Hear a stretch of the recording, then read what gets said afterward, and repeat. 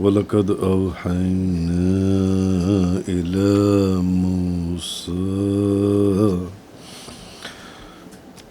اور بے شک ہم نے موسیٰ کی طرف وحی فرمائی۔ آج سورہ طٰہٰ کی آیت نمبر 77 سے بیان ہے۔ وَلَقَدْ أَوْحَيْنَا إِلَى مُوسَىٰ، اور بے شک ہم نے موسیٰ کی طرف وحی فرمائی، ان اسر بعبادی فاضرب لهم طریقا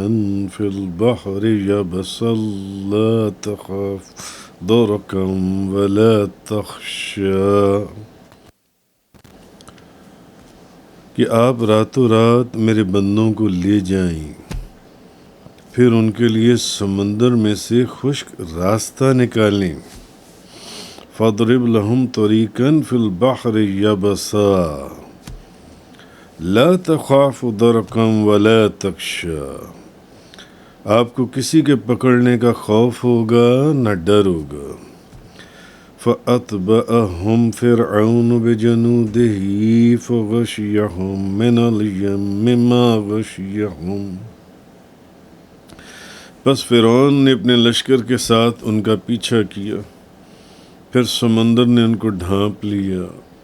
جو ڈھانپ لیا۔ وَأَضَلَّ فِرْعَوْنُ قَوْمَهُ وَمَا هَدَىٰ، اور فرعون نے اپنی قوم کو گمراہ کر دیا اور سیدھا راستہ نہ دکھایا۔ اب پچھلی بے شمار آیات سے آپ حضرت موسیٰ اور حضرت ہارون اور فرعون کا واقعہ سن رہی ہیں۔ جب فرعون نے حضرت موسیٰ علیہ السلام کے ساتھ بنی اسرائیل کو بھیجنے سے منع کر دیا، انکار کر دیا، اس نے کہا میں بنی اسرائیل کو آپ کے ساتھ نہیں بھیجوں گا، تو اب اللہ نے حضرت موسیٰ علیہ السلام کو حکم دیا کہ وہ راتوں رات وہاں سے نکل جائیں اور بنی اسرائیل کو بھی ساتھ لیتے جائیں۔ راتوں رات بنی اسرائیل کو اپنے ساتھ لے کر نکل جائیں اور بنی اسرائیل کو فرعون کی قید سے چھڑوا لیں۔ قرآن کریم میں اور جگہوں پر بھی اس کا تفصیل کے ساتھ واقعہ بیان ہوا ہے۔ اب حضرت موسیٰ بنی اسرائیل کو اپنے ساتھ لے کر روانہ ہوئے۔ جب انہیں فرمایا گیا کہ بنی اسرائیل کو لے کر راتوں رات آپ نکل جائیے اور بنی اسرائیل کو بھی ساتھ لیتے جائیے، اب جب صبح ہوئی تو فرعون کو پتہ چلا کہ بنی اسرائیل تو راتوں رات یہاں سے نکل گئے۔ اب صبح ہوتے ہی فرعون نے اپنے لشکر کے ساتھ ان کا تعاقب شروع کیا۔ اب جب وہ ان کے قریب پہنچ گیا، دور سے دونوں جماعتوں نے ایک دوسرے کو دیکھ لیا، تو اب حضرت موسیٰ کے اصحاب نے کہا کہ اب تو ہم یقیناً پکڑے جائیں گے، کیونکہ فرعون سر کے اوپر آ گیا ہمارا پیچھا کرتے ہوئے، ہمارا تعاقب کرتے ہوئے۔ تو اب بنی اسرائیل گھبرا گئے کہ اب کیا کریں، آگے جائیں تو سمندر ہے، پیچھے جائیں تو فرعون ہے اور اس کا لشکر ہے، اب کدھر کو جائیں، اب تو ہم پکڑے گئے، تو اگر ہم پکڑے گئے تو پھر فرعون کی غلامی اور اس کا ظلم وہ سب چیز شروع ہو جائے گی۔ تو اللہ تعالیٰ نے اب حضرت موسیٰ علیہ السلام سے فرمایا کہ پھر ان کے لیے سمندر سے خشک راستہ نکالیں۔ فَاضْرِبْ لَهُمْ طَرِيقًا فِي الْبَحْرِ يَبَسًا، کہ سمندر میں سے خشک راستہ نکالیں اب آپ ان کے لیے۔ اب یہ سمندر بحر کلزم تھا، اب آپ کو فرعون کے پکڑنے کا خوف، جب آپ اس میں داخل ہوں گے تو پھر آپ کو فرعون پکڑ لے گا اس کا خوف نہیں ہوگا، اور نہ سمندر میں ڈوبنے کا خطرہ ہوگا۔ اب اللہ تعالیٰ نے حضرت موسیٰ علیہ السلام کی طرف یہ وحی کی کہ آپ اپنا عصا سمندر کے اوپر ماریں۔ اب جب حضرت موسیٰ نے اپنے عصا کو سمندر پر مارا تو وہ 12 حصوں میں تقسیم ہو گیا، سمندر میں 12 حصے بن گئے، 12 راستوں میں پھٹ گیا، 12 راستے بن گئے، اور پانی کا ہر حصہ جو تھا ایک بڑے پہاڑ کی طرح کھڑا ہو گیا۔ اب بنو اسرائیل کے جو 12 قبیلے تھے جو آپ کے ساتھ وہاں سے نکلے تھے فرعون سے بچتے ہوئے، وہ ان 12 راستوں کے اندر داخل ہو گئے۔ اب وہ ان 12 راستوں سے گزرنے لگے جو حضرت موسیٰ علیہ السلام کے عصا کے مارنے سے سمندر کے اندر 12 راستے بنے تھے۔ اب بنی اسرائیل ان 12 راستوں میں سے گزرنے لگے، تو پھر بنی اسرائیل نے کہا، اب وہ بنی اسرائیل آپس میں باتیں کرنے لگے، کیونکہ موسیٰ علیہ السلام نے جب عصا مارا سمندر میں 12 راستے بن گئے اور بڑی بڑی 12-13 دیواریں بن گئیں، پانی کی دیواریں۔